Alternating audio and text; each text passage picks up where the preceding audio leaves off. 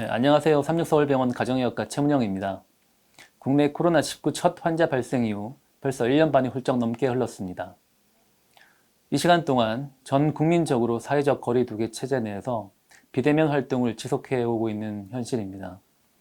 이렇게 코로나 장기화로 인한 외부 활동 제한으로 운동 부족과 배달 음식 의존도가 높아지고 이에 따른 비만 위험성이 증가하고 있습니다. 올해 대한비만학회가 조사한 바에 따르면 코로나 이후 대한민국 성인 10명 중 4명이 자신의 체중이 평균 3kg 증가했다고 합니다. 이렇듯 코로나19로 인하여 비만은 매우 빠른 속도로 국민의 건강을 위협하고 있습니다.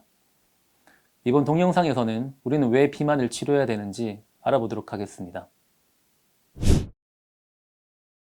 비만은 보시는 표에서처럼 제2형 당뇨병, 고지혈증, 인슐린 저항성, 대사증후군, 관상동맥질환, 고혈압, 암 등 대사적 이상에 의한 질환에 간접적 영향을 주는 것으로 알려져 있으며 관절염, 수면무호흡증 등 비만에 직접적인 영향을 받는 질환도 있습니다. 그 외에도 자존감 저하, 우울증, 불안증, 식이장애 등 정신질환을 겪을 수 있고 피부 비뇨 생식계 질환 등이 전신에 발생할 수 있습니다.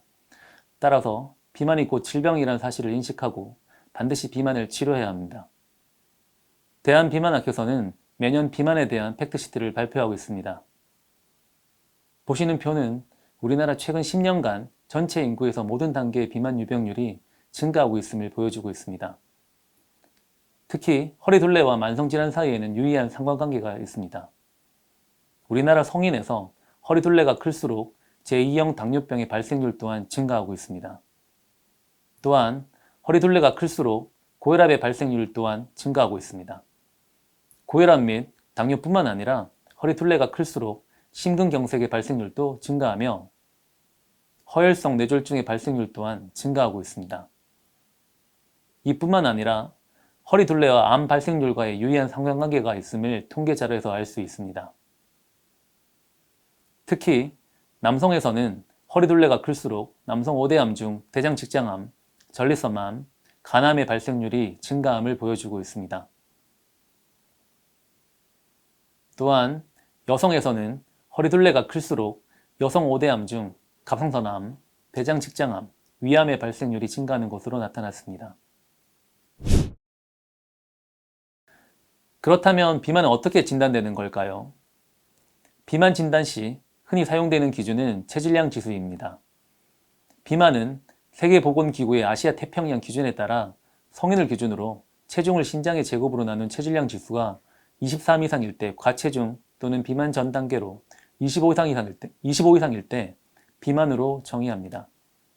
그리고 비만을 세부적으로 체질량 지수에 따라서 25에서 29.9는 1단계 비만, 30에서 34.9는 2단계 비만, 35 이상은 3단계 비만으로 정의하였습니다. 그리고 복부비만은 대한비만학회에서 권고하는 한국인 복부비만 정의에 따라 남자는 허리둘레 90cm 이상, 여자는 85cm 이상으로 정의하였습니다. 특히 복부비만이 더 위험한 이유가 있을까요? 날씬한데 배만 볼록 나온 마른 비만은 일반적인 비만보다 더 위험합니다. 복부비만이 있는 경우 체질량 지수와 별개로 대사증후군, 당뇨병, 관상동맥 질환 등으로 발전하는 비율이 높으며 이에 따른 사망률이 증가하므로 동반 질환을 주의 깊게 관리해야 합니다. 그러면 어떻게 하면 살을 뺄 수 있을까요? 비만 치료의 목표는 관련 합병증 치료와 동시에 비만 관리를 통해 또 다른 합병증을 예방하는 것입니다. 비만으로 진단되면 다학제 진료를 통해 치료 전 평가, 동반 질환 확인, 영양 상담을 진행하며 체중 감소를 위한 생활습관 개선과 개인별 맞춤 약물 치료를 우선 시행합니다. 3단계 비만이거나 필요시 비만 대사 수술을 고려할 수 있습니다. 무리한 체중 감량으로 반복적 요요 현상을 겪으면 살이 더 찌는 체질로 바뀔 수 있기 때문에 체중 감량 후 최소 1년 이상은 체중이 늘지 않도록 관리하는 것이 중요합니다. 먼저 식이치료는 하루 열량 섭취 목표를 세우는 것이 중요합니다. 대한비만학회 비만관리 지침은 하루 열량 목표를 여성 1200에서 1500kcal, 남성 1500에서 1800kcal로 하거나 하루 필요 열량보다 여성은 500kcal, 남성은 750kcal를 적게 섭취할 것을 권고하고 있습니다. 하루 섭취 열량을 줄이되 다양한 음식을 골고루 섭취해 필수 영양소가 부족하지 않도록 하는 것이 중요합니다. 식이치료 다음으로 운동치료입니다. 운동치료에서 중요한 점은 자신에게 맞는 적절한 운동을 규칙적으로 하는 것입니다. 운동은 체중과 체지방률, 내장 지방을 감소시키고 신체 능력을 높이는 효과가 있습니다. 대한비만학회에서는 주 5회 이상의 빈도로, 강도는 중강도 운동으로, 시간은 30분에서 60분 정도 운동할 것을 권고하고 있습니다. 다만 자신에게 맞지 않은 운동은 다양한 문제를 유발할 수 있어 전문의 상담을 통해 적절한 운동을 찾고 꾸준히 하면 좋습니다. 그리고 식이치료와 운동치료 못지않게 체중 감량을 위해서는 스트레스 관리가 중요합니다. 체중 관리를 할 때 우울증과 스트레스가 동반되는 경우가 많습니다. 이는 스트레스가 코티솔 분비를 자극해 단 음식을 갈망하게 하고 폭식을 유발할 수 있어 적절한 스트레스 관리가 필요합니다. 마지막으로 많은 분들이 비만 치료에 대해서 궁금해 하시는 점이 많은 것 같습니다. 비만 치료에 사용되는 약물로는 식욕 억제제, 지방 분해 효소 억제제, 글루카곤량, 펩티드 등이 있습니다. 우선 펜터빈이라고 하는 향정신성 식욕 억제제는 뇌에 작용해 식욕을 억제하는데 약물 의존성이나 내성이 생길 수 있어 주의해야 합니다. 이 약물은 가슴 두근거림, 불면증, 불안감, 두통, 오심 등 이상 반응이 나타날 수 있어 반드시 허가된 용량 범위와 기간 내에서만 복용해야 합니다. 올리스타트 같은 지방 분해 효소 억제제는 지방이 분해되지 않도록 억제해 몸속으로 흡수되지 않고 배설해 체중이 줄어들게 합니다. 이 약의 주요 부작용으로는 지방변, 복부팽만, 잦은 방귀 등이 나타나게 됩니다.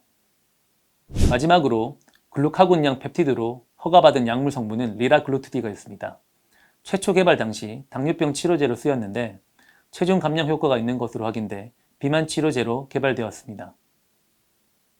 이 약물은 체내에 있는 GLP-1이라는 호르몬과 비슷한 작용을 해서 식욕을 억제하고 포만감을 늘립니다.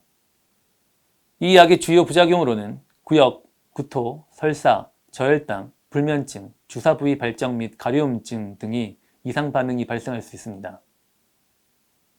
이런 약물을 통해 비만 치료를 하기 위해서는 성분별 특징, 부작용, 안전성 등을 파악해 의사와 충분히 상의한 후 적절한 약물을 선택하는 것이 중요합니다.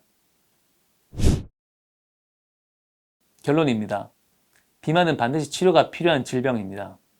비만 치료는 미용적 측면뿐만 아니라 건강을 위해 적극적인 치료가 꼭 필요하지만 비만 환자가 스스로 비만임을 인지하고 관리하기는 쉽지가 않습니다. 비만으로 인한 동반 질환을 갖고 있고 체질량 지수가 25 이상이라면 병원을 찾아 적절한 진단과 개인 맞춤형 치료를 받는 것이 좋습니다. 지금까지 비만에 대한 내용을 시청해 주셔서 감사합니다.